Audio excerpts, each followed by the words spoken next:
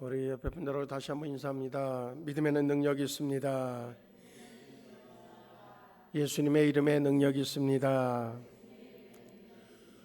하나님의 뜻은 하나님의 때에 하나님의 방법과 하나님의 능력으로 이루어집니다.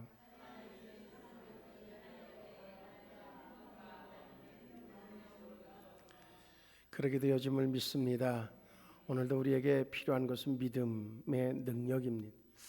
영적 능력이 우리에게 있을 때에 예수님도 역시 성령의 능력이 임하고 난 이후에 그의 사역이 시작되어졌고, 그 사역을 시작할 때에 사탄이 그를 유혹하고 미혹하고 넘어뜨리려고 시험했어도 말씀으로 능히 이겨냈던 것처럼, 그리고 행할 때마다 성령의 역사하심을 통해서 놀라운 기적의 역사가 일어나고, 그래서 사명 주어진 대로 감당하고 하나님 앞에 가는 것처럼, 마찬가지로 우리에게도 역시 하나님이 주신 영적 능력이 우리를 하나님의 자녀답게 살아갈 수 있도록 인도해 주실 줄로 믿습니다. 그런데 그 믿음이 뭐냐 하는 거죠. 믿음에는 우리에게는 분명히 하나님의 그 존재 자체를 신뢰하는 것, 그래서 이제 그분을 온전히 믿는 것, 그것이 믿음의 근원이 되어질 수 있습니다. 그런데 믿음에 동격으로 따라 붙는 것이 하나 있습니다. 그건 뭐냐면 순종이라고 하는 겁니다. 멕시코에 사는 홍인종들의 언어 습관에 보면 믿는다고 하는 것, 그것은 무엇과 동일한 단어로 쓰여졌는가 하면 순종한다라고 하는 것과 동일한 단어로 사용되어진다고 합니다. 그렇기 때문에 그들은 믿음과 순종은 구별을 하지 않고 사용하는 단어가 되어졌다고 하는 겁니다. 그래서 그들은 믿으면 당연히 순종하는 것, 그렇게 연결되어져 있다는 거죠. 어쩌면 그것이 우리에게 믿음을 정의할 수 있는 아주 좋은 단서가 되어질 수 있습니다. 하나님의 말씀을 믿는다 그러면 하나님을 믿는 것이고, 하나님을 믿는다고 하면 우리에게 주어진 하나님의 말씀대로 순종할 때 일어날 수 있는 여러 가지 내 능력의 범주가 아니라 하나님의 능력으로 되어진다고 하는 확신적 고백이 분명히 있다고 하면 자연스럽게 말씀 앞에 순종하는 것은 우리가 당연하게 따라서 행해야 되는 행위라고 하는 겁니다. 그렇게 되어졌을 때에 우리에게는 하나님이 우리에게 주시고자 원하는 약속의 성취는 자연스럽게 이루어진다고 하는 거죠. 노아를 통해 봐도 노아는 믿는다고 하는 것, 그것은 순종과 반드시 연결되어진 하나의 대표적 인물이라고 볼 수 있습니다. 그래서 하나님께서 그에게 아무런 징조가 없어도 그래도 그저 산 위에 올라가서 아라랏산에 이제 방주를 지으라고 하는 명령을 받았을 때에 주변 사람들은 뭐 여러 가지 이유를 대가면서 그것에 대한 부당성을 얘기하지만 노아는 아무 얘기하지 않고 올라가서 떼약볕에 그저 땀을 뻘뻘 흘려가면서 그 방주를 짓는, 어리석어 보였지만 그것이 참 지혜롭게 되어진 결과를 얻을 수 있는 순종을 하게 되어집니다. 결국 다 멸망되어졌어도, 생명 있는 것은 다 끊어졌어도 이제 노아와 그 노아의 이야기를 믿고 그 방주에 들어간 모든 생명체는 그대로 살았다 하는 겁니다. 그래서 믿음은 순종이고, 그 순종을 할 때에 결국은 그 자체가 바로 축복의 길이라고 하는 것을 말씀을 해주고 있습니다. 우리가 믿는다고 하는 것, 그것은 무엇으로 나타날 수 있는가 하면 순종으로 나타나게 되어진다 하는 어떤 원칙이 우리의 마음속에도 역시 명확하게 있어야 되겠다 하는 겁니다.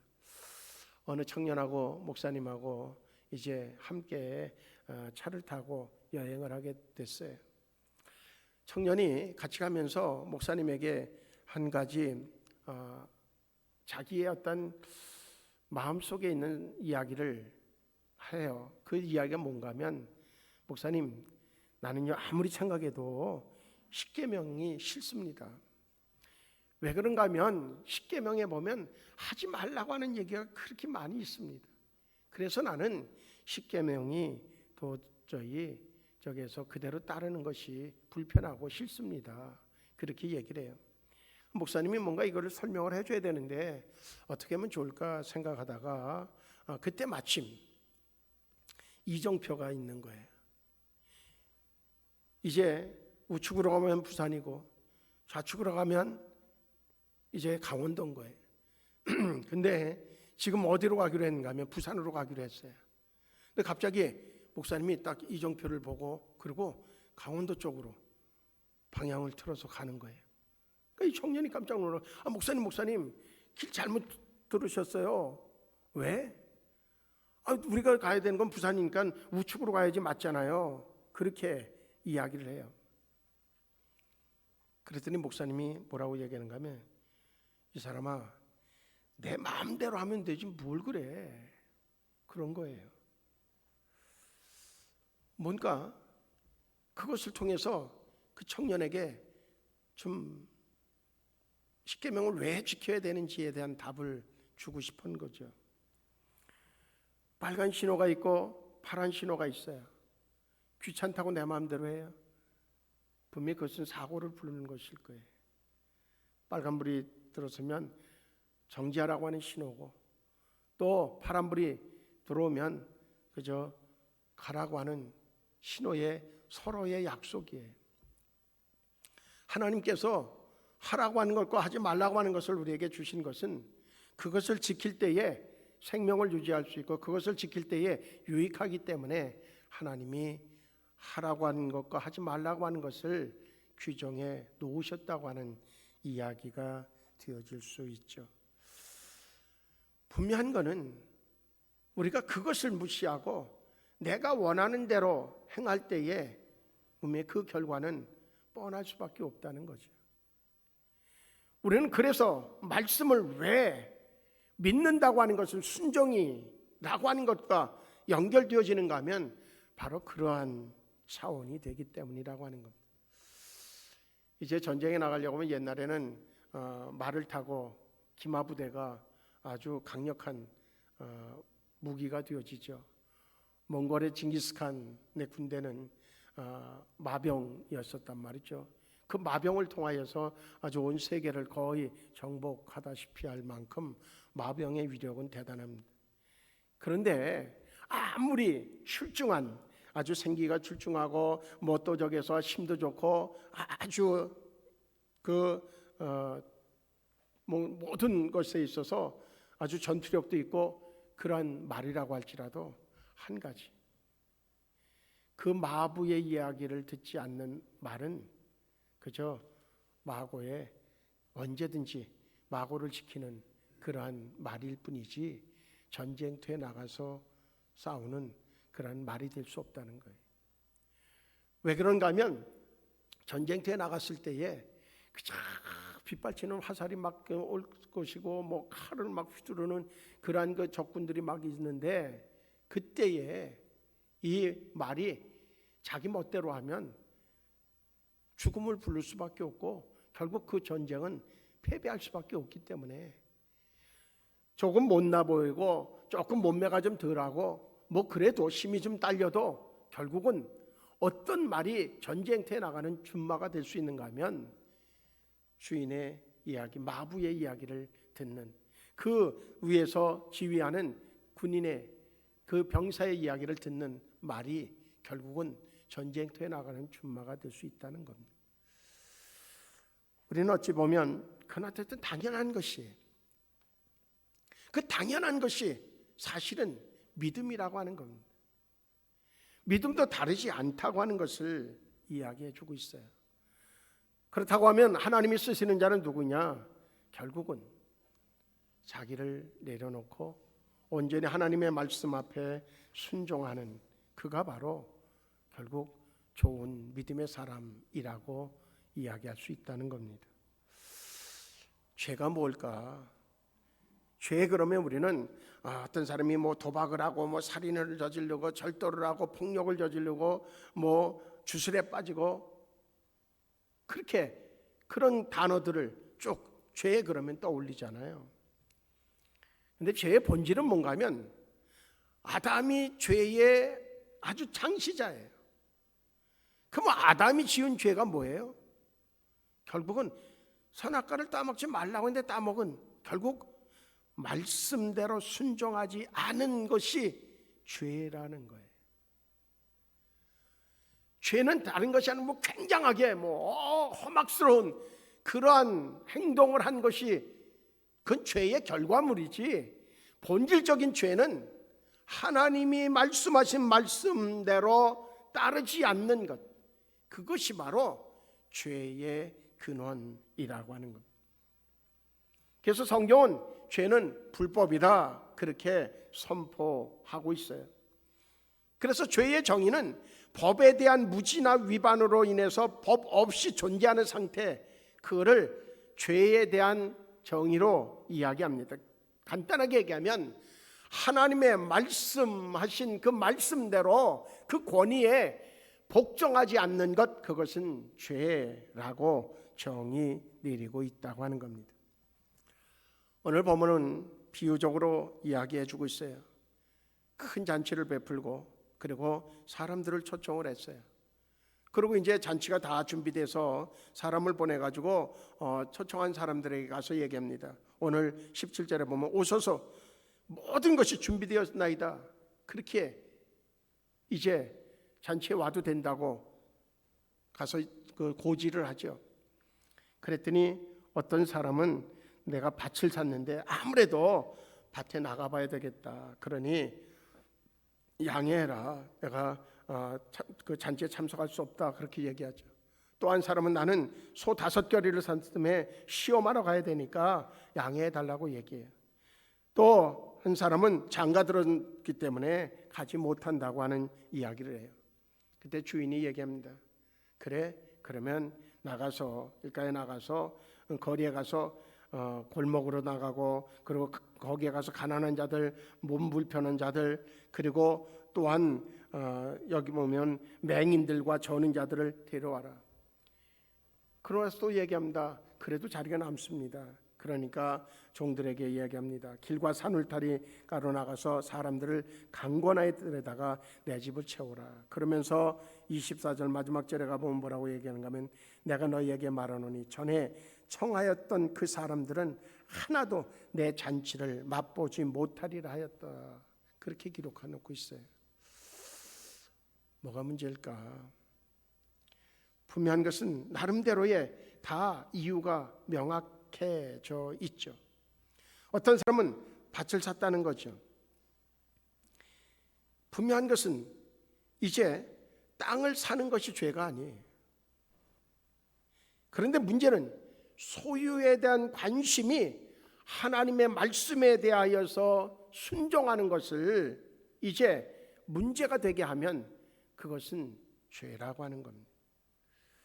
소를 5마리 사는 것, 그것은 5겨리를 사는 것, 그것은 죄가 될 수가 없어요. 문제는 뭔가 하면 그것으로 인하여서 하나님의 말씀이나 뜻에 즉시 순종하는 것보다는 생업이나 사업을 중요시 여기는 것도 역시 죄라고 하는 겁니다.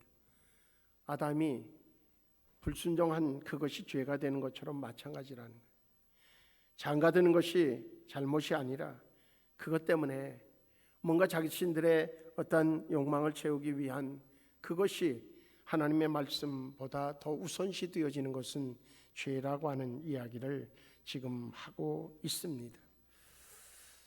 분명한 것은 오늘 본문의 말씀을 좀 배경적으로 이해하기 위해서 도움이 되는 이야기라고 하는 것이 아니라 이미 그 시대의 어떤 풍습은 잔치를 이제 준비했으면, 계획을 하고 있으면 그 잔치에 초대할 사람들에게 먼저 다 이제 초청장을 보내서 그것에 대해서 승낙한 사람들, 올 수 있다고 한 사람들을 다 명단을 미리 받아서, 그래서 그 인원을 다 정하고 거기에 맞게끔 잔치를 준비해요.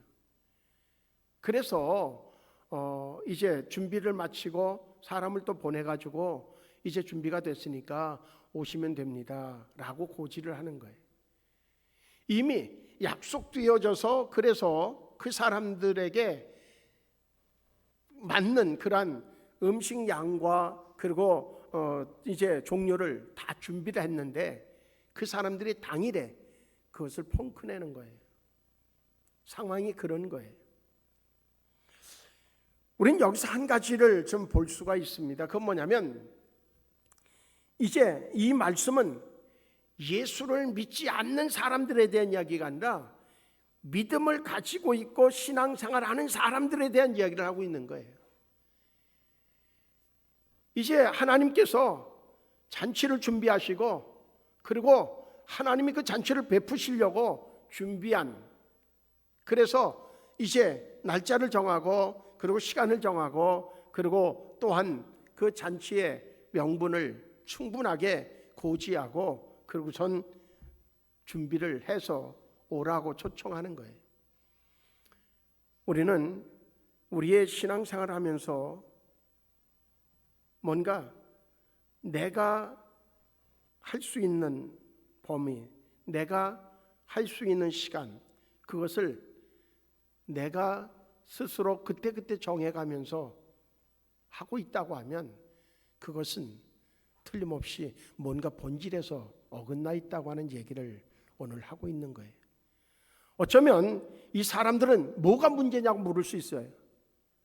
지금 분명히 약속은 했다. 그런데 틀림없이 내가 갑자기 밭을 사게 됐고 그리고 소를 사게 됐고 그리고 장가 들게 돼서 그래서 못 가는데 그것이 왜 문제가 되느냐고 물을 수 있어요.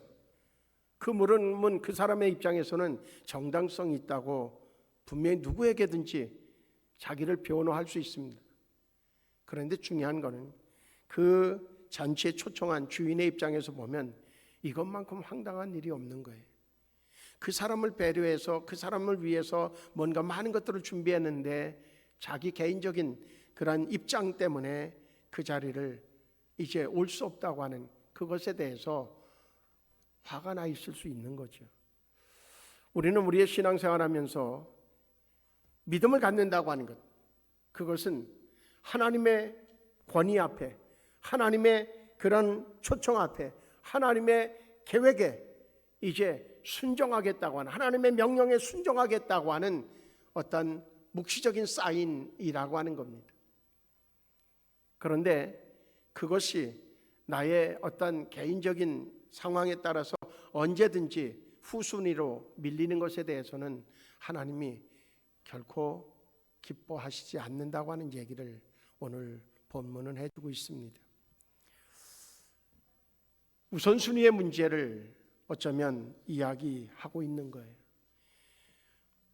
분명히 성령으로 충만하고 정말로 영적인 은혜로 채워져 있었던 그 얼마 지금부터 오래지 않은 시간 전에는 모든 것들이 거기에 맞춰 있었습니다. 신앙생활하면 오직 하나님의 말씀을 순종하고 그것이 믿음이라고 하는 것과 늘 동일시 되어져 있었습니다. 그래서 우선순위가 정말 하나님에게 맞춰져 있었고 그것이 자유로움을 누릴 수 있었고 신호를 지키는 것이 분명히 사고를 예방하는 것일 뿐만 아니라 오히려 모든 소통을 그리고 모든 사람들에게 안전을 제공하는 것이 되어지는 것처럼 분명한 것은 내가 하나님의 말씀을 중심으로 해서 말씀을 지키는 것이 나뿐만 아니라 온 가족에 하나님이 주시는 평안과 유익을 누릴 수 있도록 하는 제공을 하는 길이라고 믿었던 그 시절, 분명한 것은 우리는 많은 간증을 가지고 살아갈 수 있었습니다. 그러나 언제부터인가 내 입장에서 때로는 밭을 사면 잔치를 미루적에서 불참하게 되어지고 소를 사도 그리고 또한 장가를 들어도 뭔가 내 입장에서 내가 중심이 되어져서 행하는 그때에 주인은 그 잔치를 다른 사람에게 제공하게 되어진다고 하는 겁니다.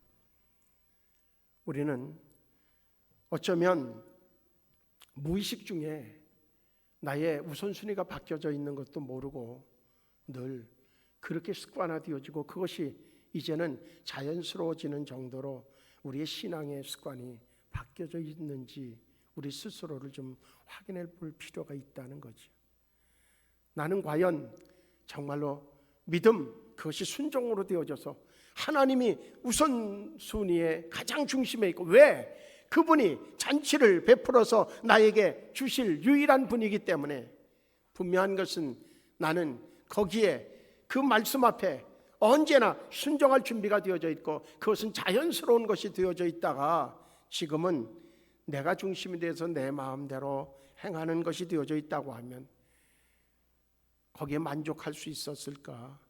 이리저리 뭔가 빨간불인데 서지 않고 진행하다가 당하는 사고는 없었는가? 가야 되는데 그저 멈춰서 내가 저기서 조금 있다 가야지 그러고 멈춰서 있어서 뒤에서 빵빵대고 그러는 경험은 없었는가? 우리의 신앙이, 우리의 삶이 분명히 믿음의 사람들은 믿음의 원칙이 무너지면 우리는 여러 가지 삶의 어수선함을 겪을 수 있다고 하는 것 깊이 새겨봐야 되겠다 하는 마음이 들었습니다. 사람이 가장 행복함을 누리는 법이 뭘까?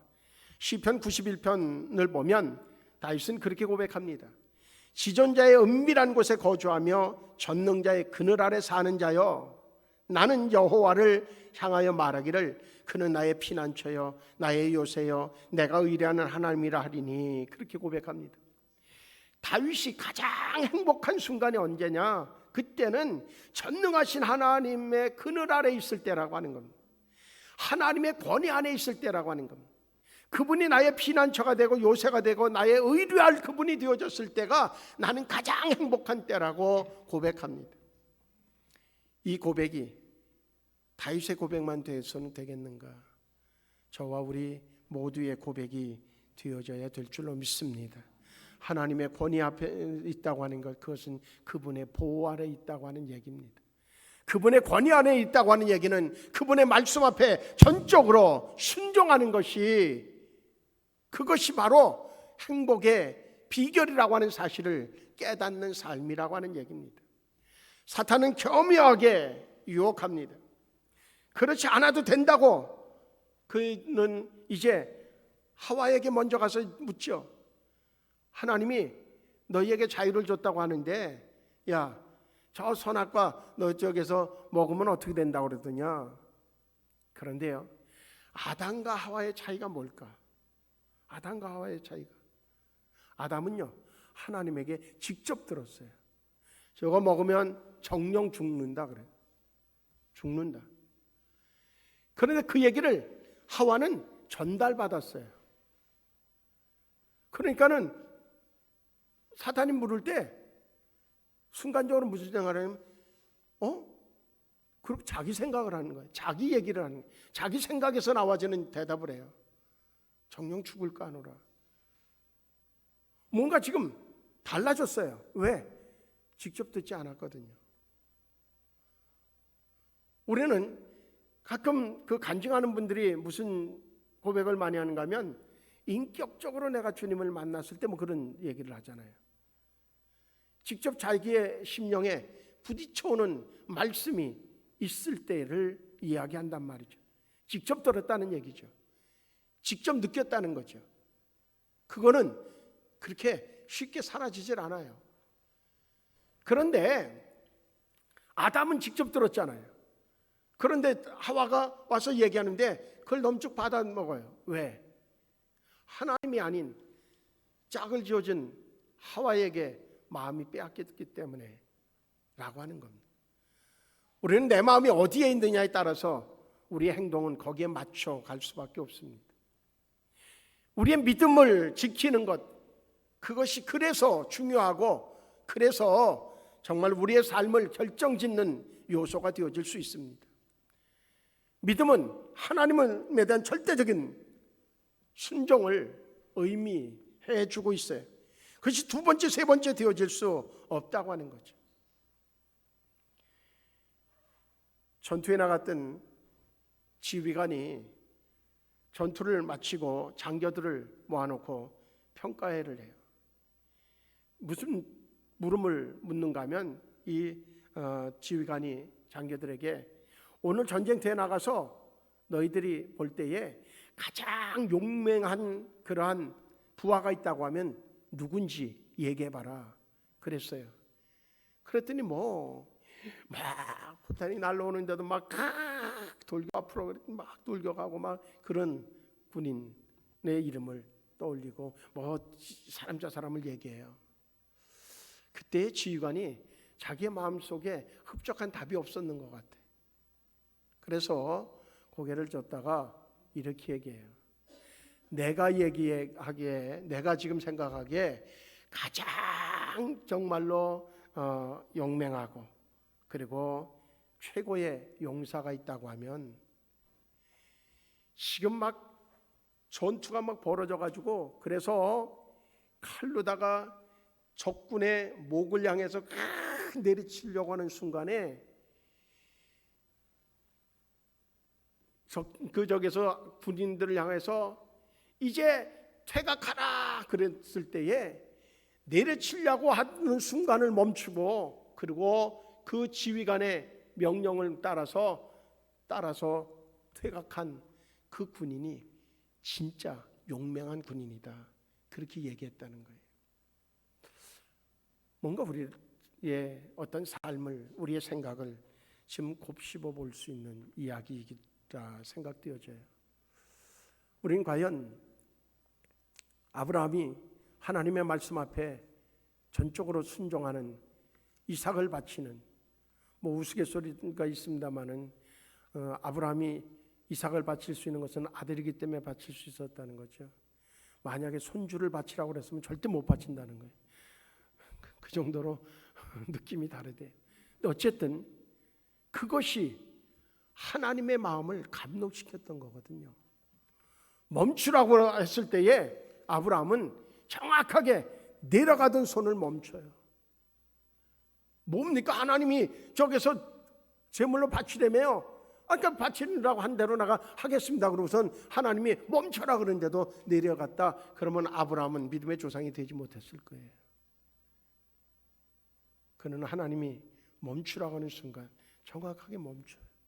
자기의 생각은 온데간데 없어요.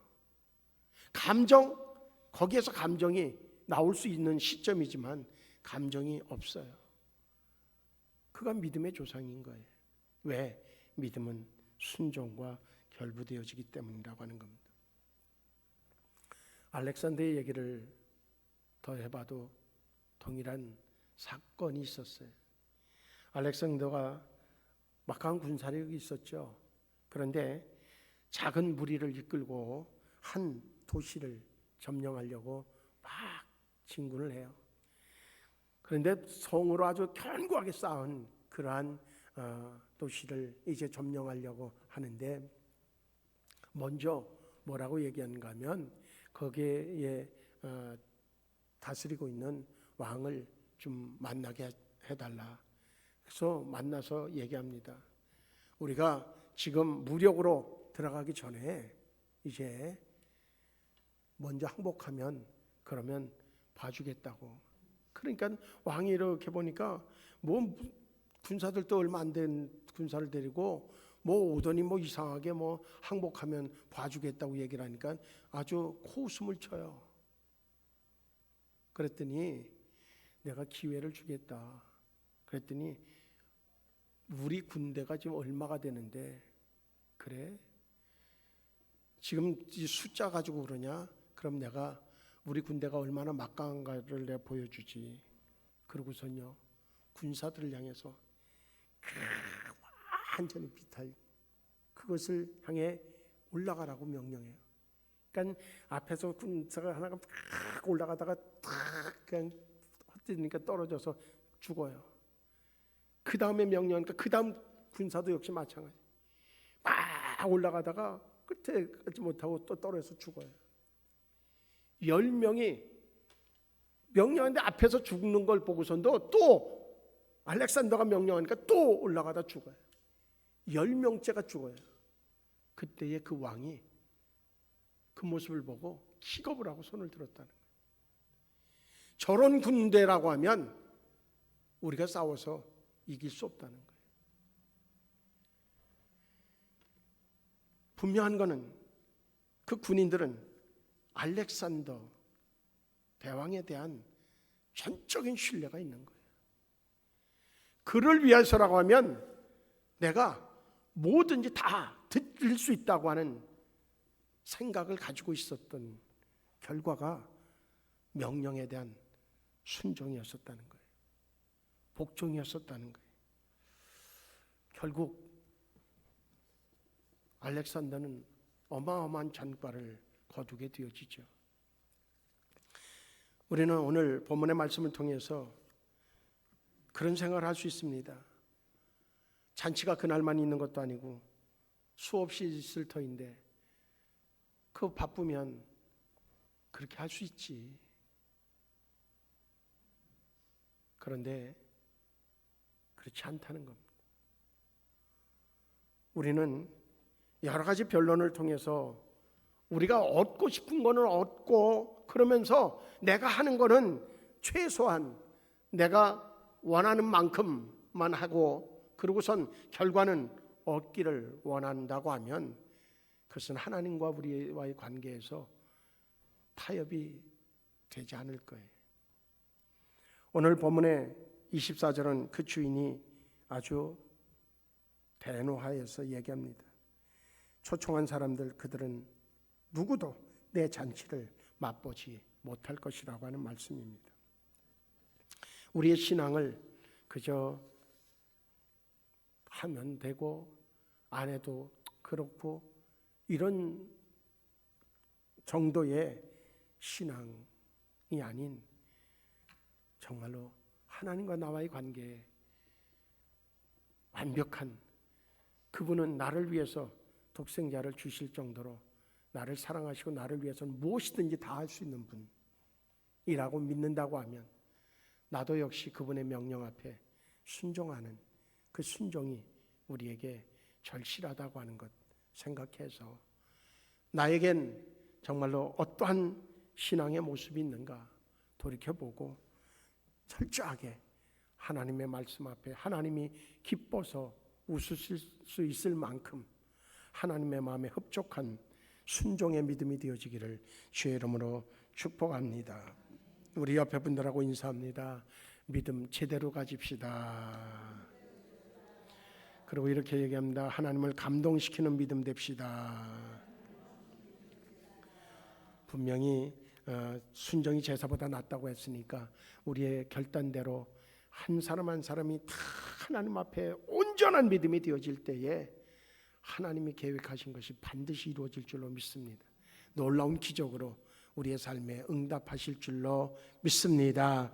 기도하시겠습니다. 좋으신 하나님, 우리의 믿음이 하면 좋고 아니면 말고, 또 내가 할 수 있는 범위에서 하면 되지라고 하는 생각이 언제부턴가 우리의 마음속에 자리 잡고 있으면서도 하나님은 여전히 나에게 복을 주셔야만 된다고 하는 생각이 멈춰서 있지 않아 내 뜻대로 되어지지 않으면 원망과 불평하는 연약함, 그것이 바로 우리의 신앙이 아닌가 돌이켜보게 하여 주시옵소서. 이제 하나님이 나에게 온전하심으로 역사하신다고 하면 우리도 전적으로 하나님의 말씀 앞에 순종으로 보답할 수 있는 자들 되게 하여 주시옵소서. 그럴 때에 하나님의 때가 되면 하나님의 뜻이 하나님의 방법과 하나님의 능력으로 온전하게 이루어질 줄로 믿습니다. 하나님 함께하여 주시옵소서. 예수님의 이름으로 기도하옵나이다. 아멘.